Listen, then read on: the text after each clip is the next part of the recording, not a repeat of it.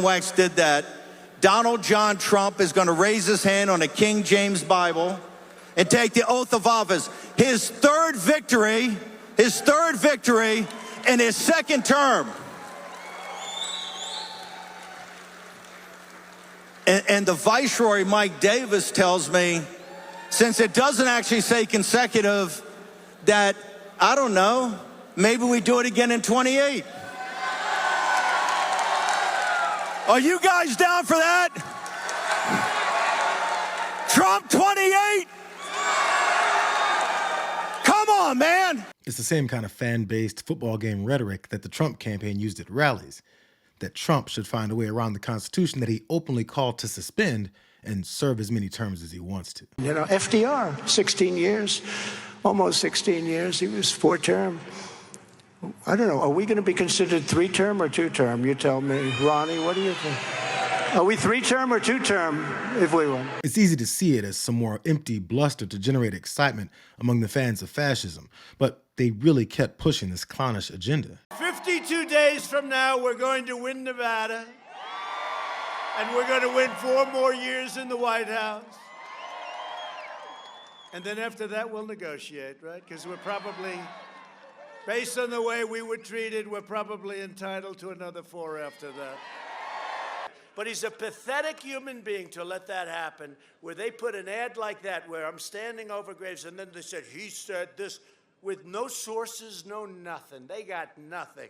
And I have 25 real witnesses with the names, with everything, saying it never happened, and they put an ad like that up. They're a disgrace. But you know the good part? Now I can be really vicious. I can be really vicious. He's entitled to a 3rd term where he can be vicious. I'm still trying to figure out how that lowers grocery prices and helps the economy. But who cares? He's out to use his power to change the Constitution, sick the military on his enemies, and suppress the media from exposing his corruption. Now, I never cared to give this narrative any legitimacy outside of solidifying his base to believe the lie that him losing in 2020 was so fake and egregious that he should turn the country into a dictatorship. I mean, he'd need the help of fascists in Congress to cede power to him that they currently hold. Keep talking, keep doing it. That's exactly why you got hammered on Tuesday night. Keep doing that. Keep using our justice system as a political weapon. And he may, who knows, they may amend the Constitution and let him serve a 3rd term. We may get a supermajority in the House and the Senate if these coastal elite liberals continue their thought process when it comes to our justice system. Former Congressman Trey Gowdy has such little reverence for the people that he once represented, he got his knee pads out real quick to daydream about handing power over to a guy trying to run from his laundry list of criminal cases by ruling until he dies. Ironically, over the claim that Democrats use the system as a political weapon against enemies. I guess it's a good thing Gowdy is out of office. Trump supposedly joking to congressional leaders in their meeting that they should figure out some way for him to stay on in office after 2029.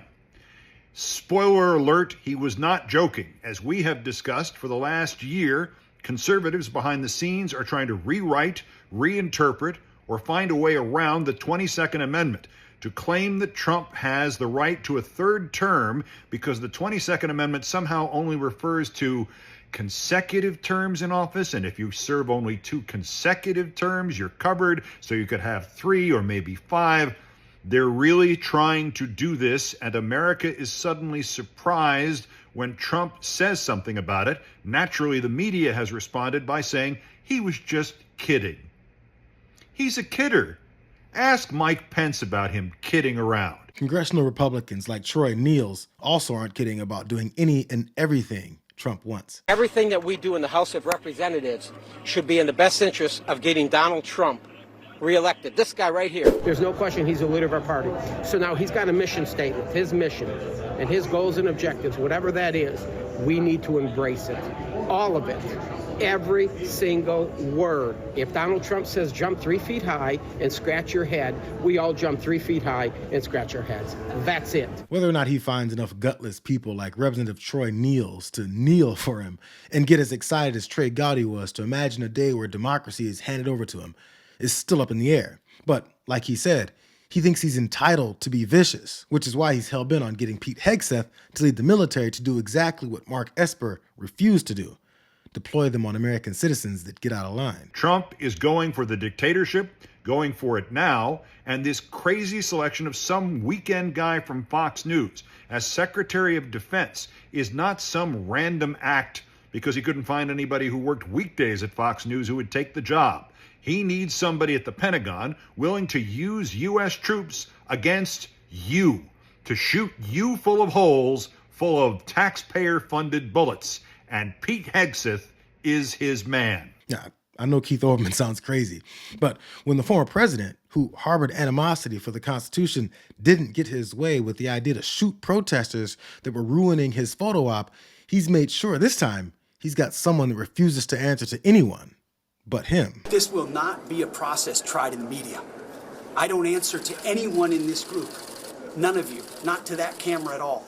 I answer to President Trump, who received 76 million votes on behalf and a mandate for change.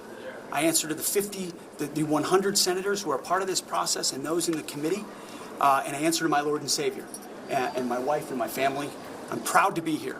And as long as Donald Trump wants me in this fight, I'm going to be standing right here in this fight. The only guardrails left are in the hands of Republican legislators who've already been put on notice that getting out of line will get them the same treatment that Adam Kinzinger, Liz Cheney, Jeff Flake, and others have received. So, as usual, we're just going to have to wait and see. They have full control of all three bodies of government.